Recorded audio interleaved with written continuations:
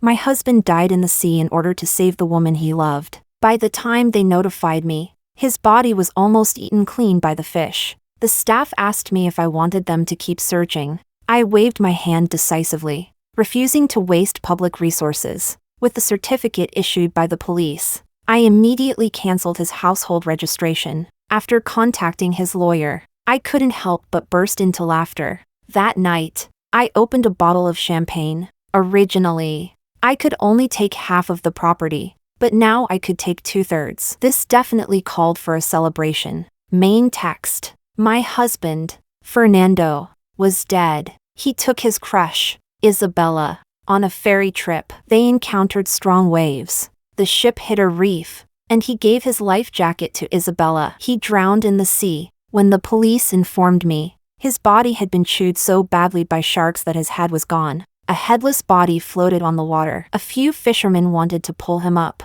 but another shark came, grabbed him, and swam away. So all they salvaged was Fernando's wallet and phone. As a highly visible entrepreneur in this city, Fernando's son attracted public concern, and everyone wanted to recover his body. The police asked me if I wanted to hire a rescue team to search. I waved my hand. No, absolutely no wasting of public resources. 1 hour later, with the police-issued certificate, I canceled his household registration. The staff saw his ID card and even shed 2 tears. Mr. Sun was a good man. Please accept my condolences. Mrs. Sunday. I laughed out loud. She wasn't wrong. Fernando was indeed a good man. In fact, in a couple of days, he was going to divorce me and marry Isabella. Instead, he died, leaving me with a huge inheritance, with no corpse.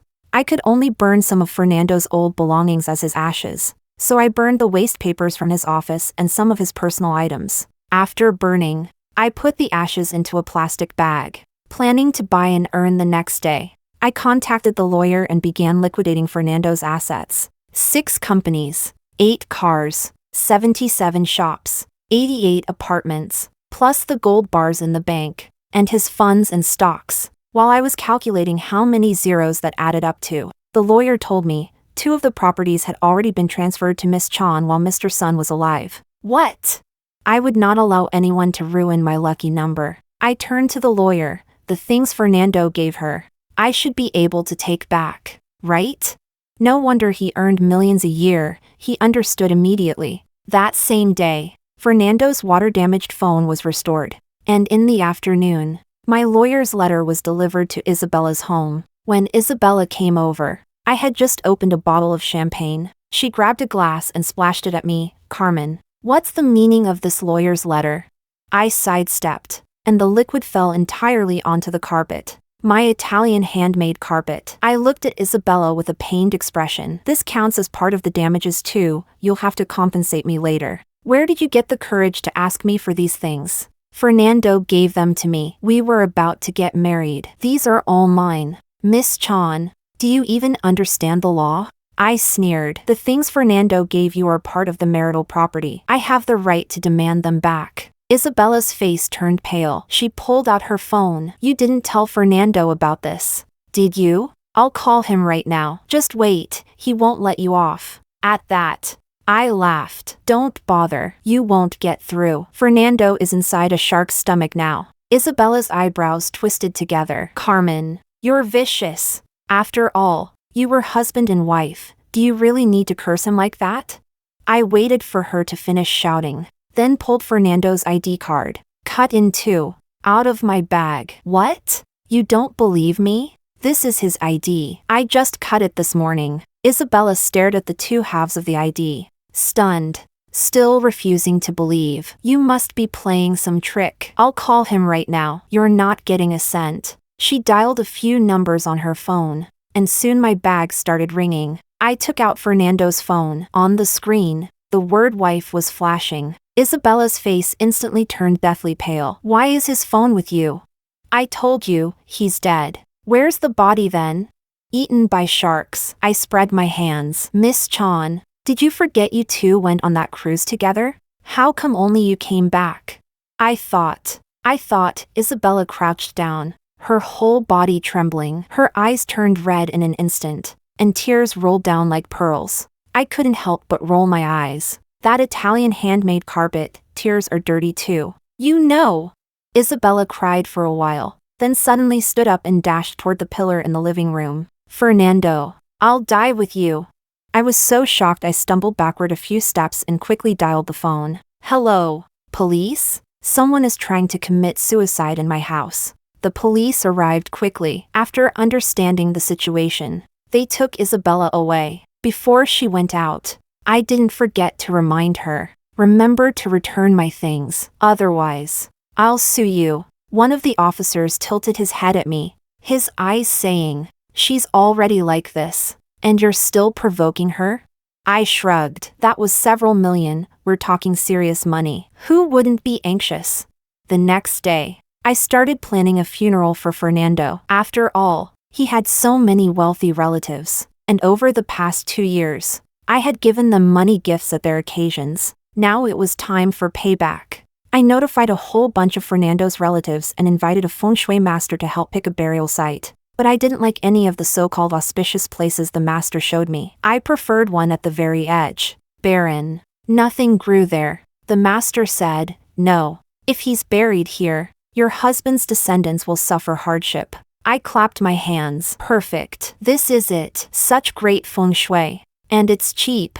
Anyway, Fernando and I had no children, and there would be no descendants. After buying the burial plot and an urn, I hired a funeral company to hold a grand funeral for Fernando. At the funeral, I pretended to cry while secretly counting the cash gifts. As expected, they were all wealthy people. The red envelopes grew thicker and thicker. I nearly laughed out loud. Just as the funeral was about to end, Isabella arrived. She was dressed all in black, holding the hand of a 7 or 8-year-old boy, and walked straight toward Fernando's photo. The funeral, already silent, grew even quieter. All eyes and ears froze on them. Ariel, Isabella's voice was weak. Kneel down. This is your father. Just as the boy was about to kneel, I rushed over and pulled him up. Little one, you can't just randomly recognize a father. Isabella panicked. He's Fernando's and my son. Oh, I lowered my eyelids. If you say so, but I don't believe it. Who can prove it? We can prove it. 2 more people appeared at the door. It was my long-absent mother-in-law and father-in-law. Carmen, you shameless woman. My mother-in-law pounced on me as soon as she saw me. My son is dead, and you informed everyone except us. What's your intention? Of course, I wouldn't let her hit me. I stepped back, waved my hand, and my security immediately stopped her. I said calmly, "Mother, weren't you the one who told me, unless I die, never to contact you again?" Seems she had forgotten. That year, she kicked me out of the house and spat those very words at me. "You poisonous woman, my son must have been killed by you. You'll stoop to anything for money. You won't die a good death." My mother-in-law kept lunging toward me, as if she wanted to scratch my face apart. Luckily, the bodyguards I hired were strong enough to hold her tight, not leaving a single gap. "Mother, don't you know how Fernando died? He was with ISA. Ariel, come call Grandpa and Grandma." Isabella cut me off abruptly, dragging the boy forward. My mother-in-law immediately bent down and touched the boy's face. "So this is the Sun family's grandson. He looks exactly like Fernando did as a child." Then she turned to Isabella. "Isabella, you've truly suffered all these years, raising him alone." Watching this sentimental reunion made me nauseous. I kindly reminded her, "Mother, you really believe everything she says? Who knows whose child this is?" Hearing that, Isabella snapped. "Carmen, are you saying this child isn't Fernando's? I'll tell you the truth, he is Fernando's. When we broke up, I was already pregnant. All these years, I've raised him by myself." My mother-in-law chimed in too, just by looking. "Anyone can see this boy belongs to the Sun family." "You wicked woman, you couldn't even bear a child, so you're jealous of others who can." Seeing my mother-in-law firmly on her side, Isabella grew bolder. She began to cry, lamenting how hard it had been to raise the child all these years, how much discrimination she had suffered as a single mother. "Oh, really?" I tore her lies apart mercilessly. "Funny, I heard you married someone abroad and got dumped for cheating." "Shut up." Isabella's eyes brimmed with tears as she turned to my mother-in-law. "I can endure anything myself. But it's too pitiful for a child to grow up without a father. My mother-in-law was moved by her words and hurled curses at me. Carmen, you barren hen who can't lay eggs. You've never been a mother. You wouldn't understand. I feel for Isabella. I said quietly. Mother, even if this child really is Fernando's, there must be evidence. Otherwise, anyone could show up with a child and claim he's your grandson. Would you recognize them all?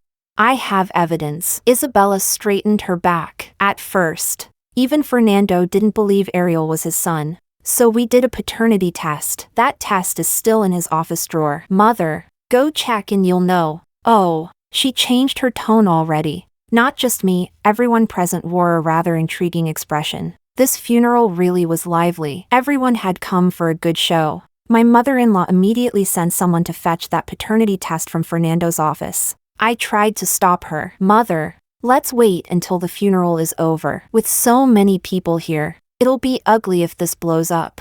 She snorted coldly. What's wrong, Carmen? Afraid that once the test comes out, this child will fight you for the inheritance? Let me tell you, one must be magnanimous. If I were in your position, I would acknowledge Ariel. No persuading her. Absolutely none. After Isabella gave the exact location of the document, someone quickly went to Fernando's company. I also took the chance to make a phone call. Less than half an hour later, that person returned. The moment Isabella saw him, she rushed forward. Well, did you get it? He looked troubled. No. How is that possible? Isabella screamed. Did you even search properly? I turned the place upside down. People in the company said. He glanced in my direction as he spoke. Don't be afraid of her. My mother-in-law caught on. What did the company people say? They said Madam had already burned everything. Oh, blame me. I stepped forward. I was afraid of being reminded of Fernando, so I burned all his things. But I didn't see any paternity test inside. Isabella's face darkened. She lunged at me, trying to strike. Carmen, you venomous woman. You did it on purpose. You don't want my son returning to the Sun family. Her madness was terrifying, and my bodyguards quickly stepped in front of me. Isabella, don't act like a rabid dog. Even if I had seen that so-called paternity test, how could you prove it was real? You refused to salvage Fernando's corpse. How am I supposed to prove anything? Isabella screamed. Carmen, you're a schemer. You just want to monopolize Fernando's inheritance.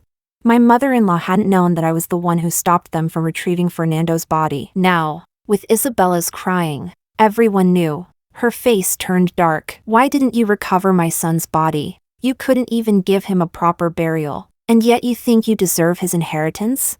Because I'm his wife. I laughed. Mother, why are you siding with an outsider? She's the mother of my grandson. She's no outsider. You're the outsider. You couldn't even lay an egg.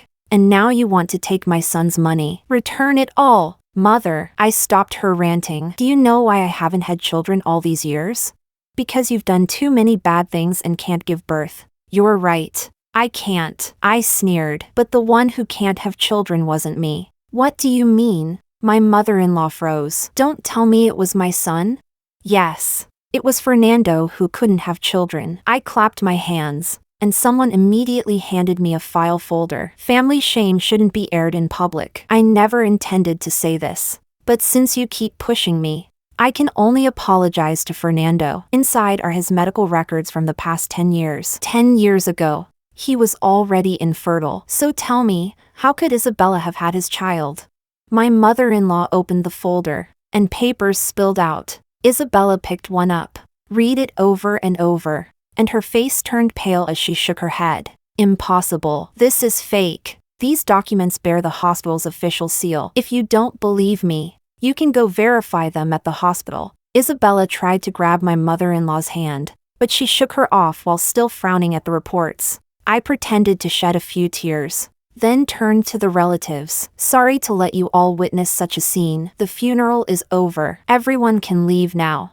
As they departed, each face shone with the excitement of having just eaten up some explosive gossip they couldn't wait to spread. I no longer cared about those 3 people. I put on my sunglasses and left. But only a few days later, I received a lawyer's letter from Isabella. It claimed that regarding Fernando's estate, Isabella's child should also receive a share. and she had already filed a lawsuit in court. Soon after, I received a notice of pretrial mediation, requiring my attendance. When I saw it, I was furious. I called my lawyer directly to demand why my lawsuit against Isabella hadn't gone to court, while hers had already gone into mediation. My lawyer explained for ages, but I didn't really understand something about two different systems, and hers was simply processed first. Unhappily, I attended the pretrial mediation. Isabella said Ariel is Fernando's child. I said Fernando was infertile. I have the medical reports. Your medical reports said his sperm activity was low,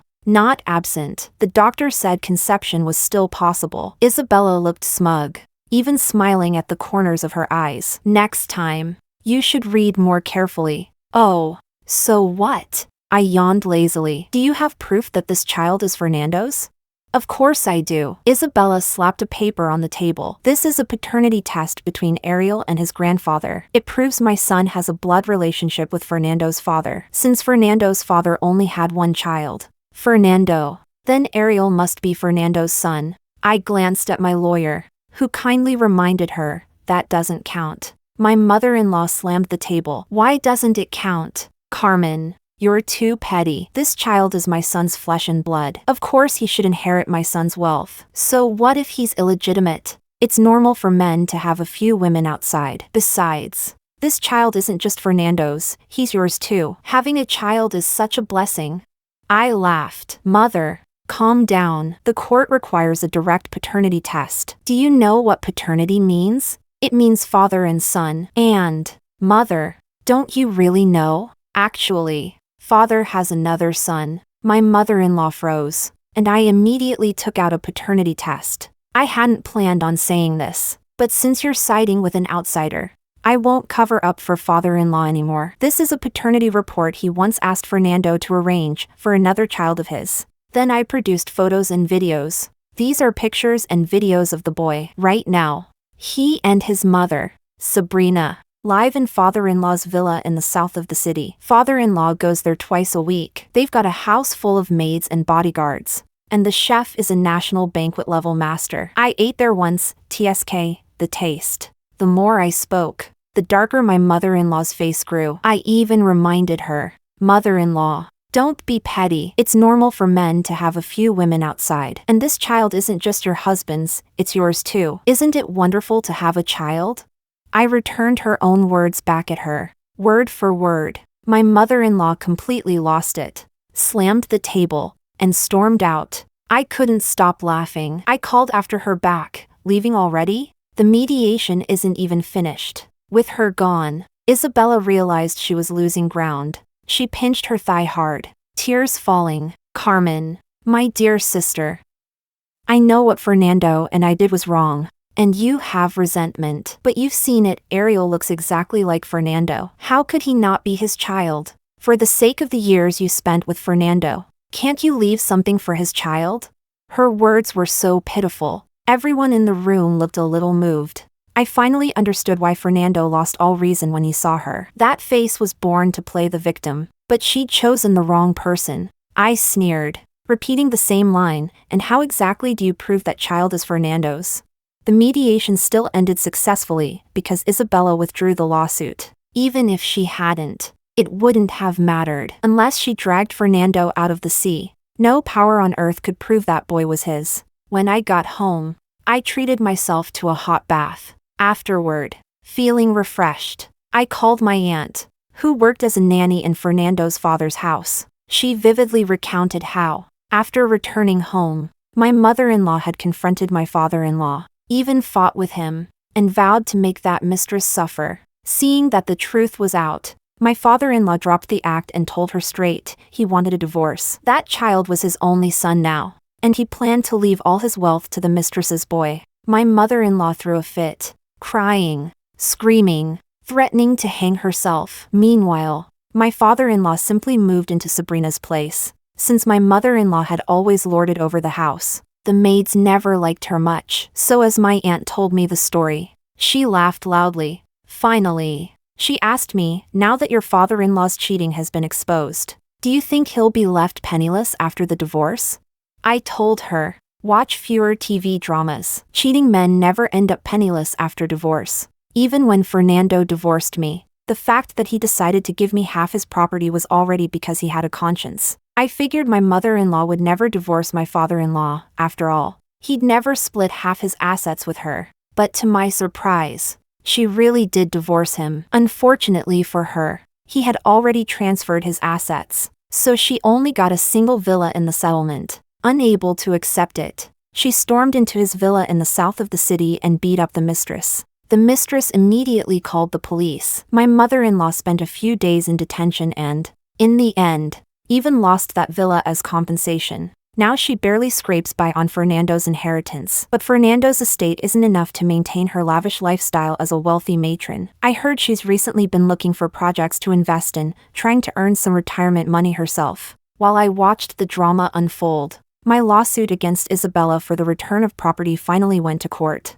There was no suspense in this case. Naturally, I won. However, even a month after the ruling, Isabella still hadn't returned my money and houses. Clearly, she didn't have enough people to move all those things. Out of the kindness of my heart, I rented a large truck, brought along a few young men, and knocked on her door. Isabella pressed against the door and refused to open it. Carmen, this is unlawful entry. I sat down on a stool. Don't throw around false accusations. This house has already been awarded to me by the court. Entering my own home is an unlawful entry. You'd better come out, or I'll break down the door. If you dare break down the door, I'll call the police. Great. Go ahead. Call them. Let's see if the police make you leave or make me leave. Naturally, Isabella didn't dare call. If she did, she'd be the one forced out. While we were at a standoff, a black stretch Lincoln pulled up behind us. I turned my head. Wasn't that my father-in-law's car?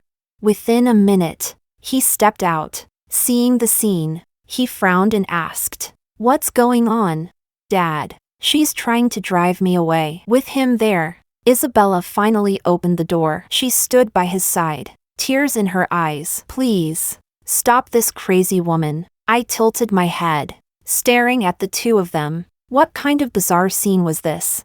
Why was Isabella so close to my father-in-law?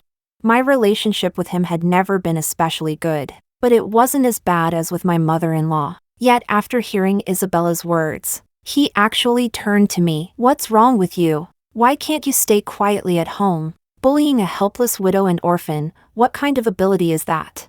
Before I could speak, Isabella cut in. "She wants to steal my house." I said, "How is this your house? The court already ruled. You're supposed to move out." The more my father-in-law listened, the more confused he became. Isabella, with tears and embellishments, retold the whole story. He grew angry. This was my son's house. He could give it to whomever he wanted. What right do you have to take it back? I used to think only my mother-in-law was unreasonable, but clearly, my father-in-law could be even more shameless. Luckily, I wasn't afraid of him in the slightest. I rolled my eyes. This house was bought after Fernando and I got married. It's part of our marital property. He gave it to her without my consent, so I can reclaim it. The court already ruled in my favor. What good does your disagreement do? Worst case, I'll just sue again. My father-in-law was taken aback by my bluntness. Isabella looked pitifully at him. "Dad, I don't have any money. If I give her back the money and the house, how will Ariel and I survive?" After a moment of thought, my father-in-law spread his hands at me. "How much? I'll pay it for her." I was stunned. I pulled out the account statements from my bag. He flipped through them page by page until his face turned stormy. "Carmen, you've gone mad with greed. You even listed a $1 bottle of water." I put on my own pitiful act. "Even a fly is still meat. That money is all my hard-earned savings." After reading them, he tossed the papers to his secretary. "Transfer the money to her later." I quickly thanked him. "Thanks, Dad. Fernando is dead." "Don't call me Dad." "All right then. Thanks, Uncle." He turned to Isabella. "Move into my place today. Give this house back to her." Isabella wanted to protest, but he gave her a sharp look and, in a commanding tone, declared, "My place is far better than this. Ariel is my grandson. Even if the law doesn't recognize him, I do. His name will definitely be in my will." After a moment of thought, Isabella obediently vacated the house. She wasn't stupid, my father-in-law's wealth was several times Fernando's. Watching her happily load her things onto the truck, I kindly reminded her, Isabella, there's no such thing as a free lunch. I advise you to think carefully before moving in. Isabella's lips curled up in a triumphant smile. You're just bitter grapes. Fernando, no matter how rich, was only a rich second generation. How could he compare to his father? Too bad you don't have a child. Even if the old man dies, you won't get a cent of his fortune. When Isabella finished moving everything out, she generously invited me to inspect the house. I sat on the sofa without moving and suddenly asked her, Isabella, before you went abroad, you already knew you were pregnant, didn't you? Fernando's family adored you, and the two of you were so in love, so why did you separate? I remembered when Isabella had first returned to the country. Fernando hadn't slept all night, tossing and turning in bed, glued to his phone, terrified of missing a message. Something in my words struck a raw nerve in Isabella. Her smile vanished, replaced by unease. That has nothing to do with you. Fernando is dead. Why are you digging into this? I smiled. No reason. I just think you'll end up coming back to beg me. Isabella let out two sharp laughs, as if I'd told a joke.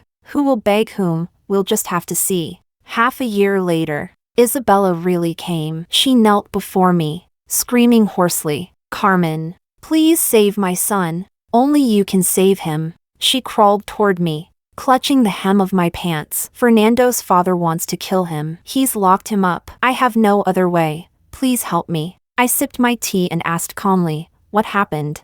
It turned out that my father-in-law's current child had fallen ill and needed a kidney transplant. My father-in-law wasn't a match, but Isabella's son was. That was why he had brought her into his villa in the first place. At first, Isabella thought she had gained favor through her child, but little by little, things slipped out of her control. Her boy would mysteriously show up with injuries. Random objects would fall from above when they walked on the street. Until Isabella learned about the transplant, she finally understood the abnormal incidents of the past weeks. She had wanted to take the child away, but my father-in-law caught on. He had his bodyguards stop the boy and threw Isabella out of the house. Then you shouldn't be begging me, you should call the police. I offered her the advice sincerely. I did. It was useless. Through her sobs, Isabella explained that whenever the police came, my father-in-law would act perfectly polite, even letting her take the boy away. But her son, spoiled by his grandfather, refused to leave, knowing life outside wouldn't be so comfortable. So I had no choice but to come to you. Isabella wept,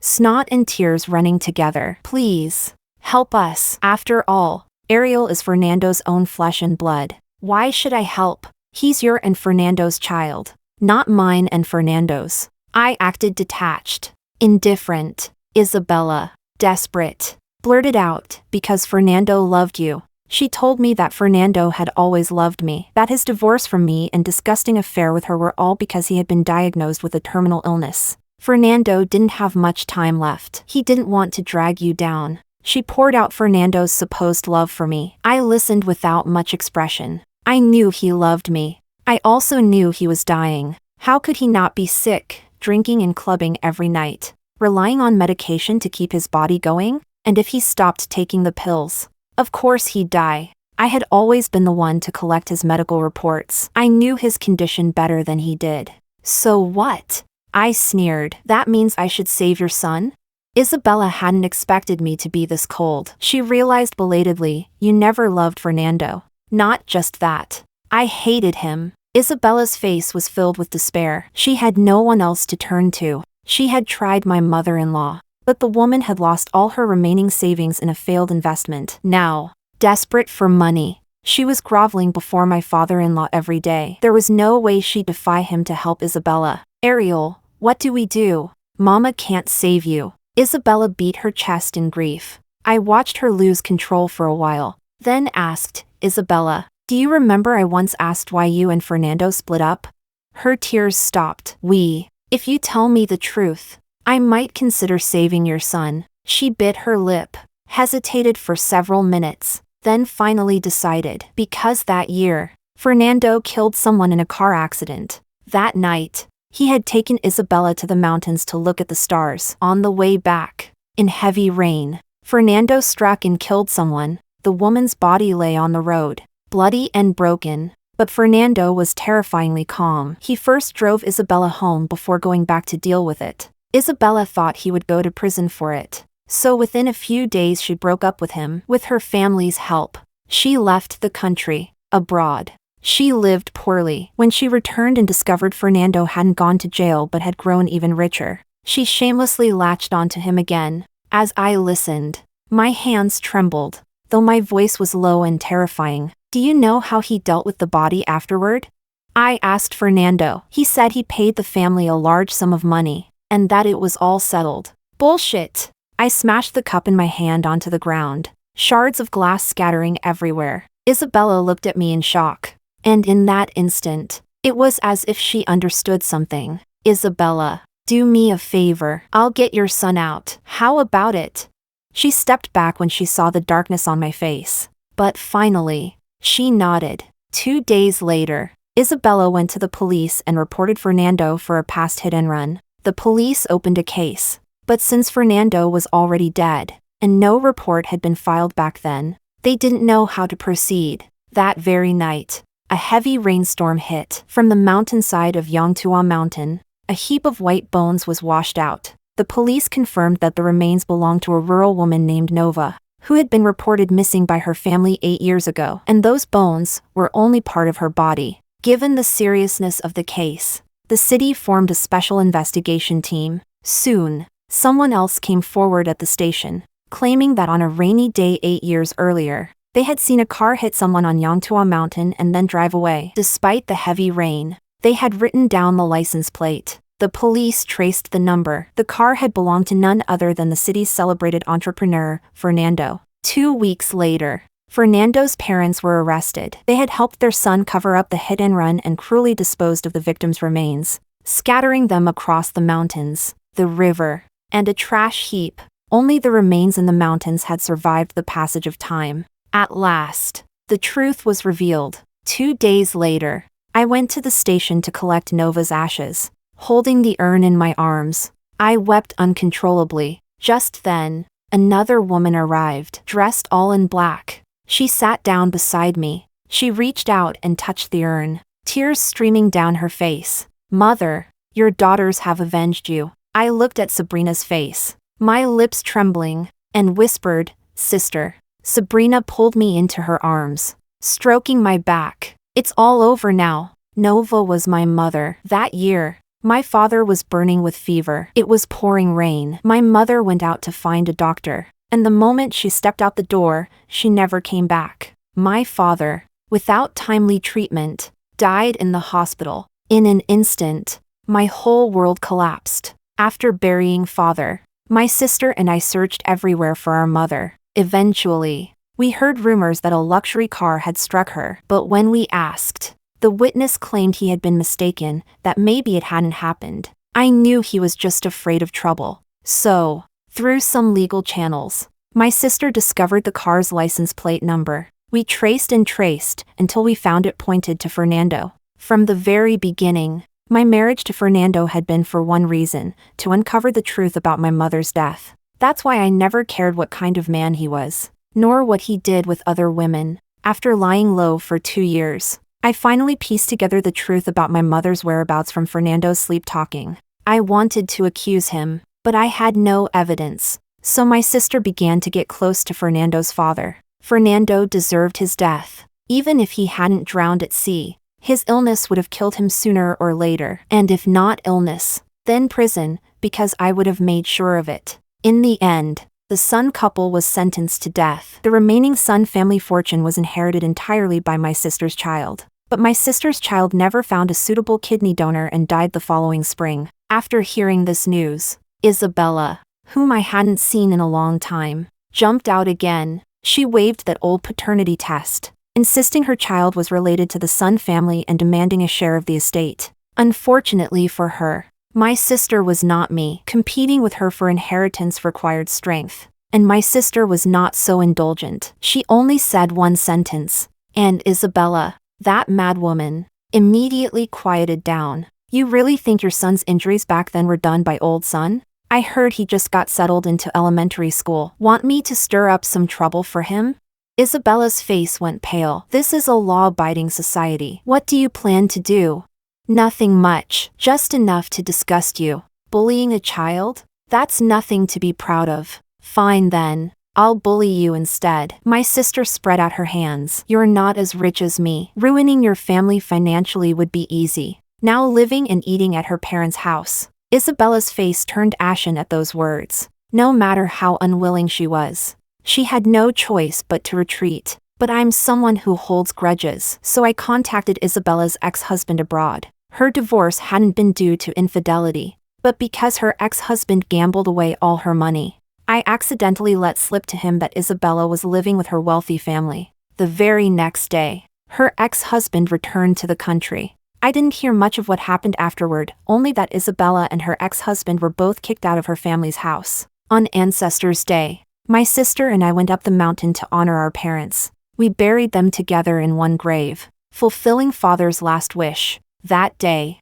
the weather was beautiful, with no rain. After we finished bowing, a breeze drifted past. It carried a faint scent of wheat, the very fragrance of my mother. I thought, perhaps Father had brought our lost mother back to visit us.